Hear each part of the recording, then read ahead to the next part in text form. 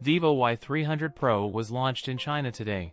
It's coming 4-color, in black jade, white, gold, and titanium colors. The Vivo Y300 Pro will be just 7.69mm in thickness. The Vivo Y300 Pro 5G also introduces Vivo's latest display technology, featuring a 6.77-inch 120Hz micro-quad curved OLED screen. The display offers an ultra-bright 5000 nit brightness. The Vivo Y300 Pro houses a Snapdragon 6 Gen 1 processor. It packs up to 8GB RAM and up to 512GB storage. We see a large circular camera module present on the back panel. There are 4 cutouts, out of which one is an LED flash ring, a 50-megapixel primary camera, and a 2MP depth lens, while it has a 32-megapixel on the front for selfies. The Vivo Y300 Pro 5G will pack a massive 6500 mAh battery will charge at 80 Watt. The Vivo Y300 Pro starts at 1,799 Chinese yuan for the 8+ 128GB variant. That's it for today's video. If you enjoyed it, don't forget to like, comment, and subscribe for more content. Thanks for watching, and I'll see you in the next one.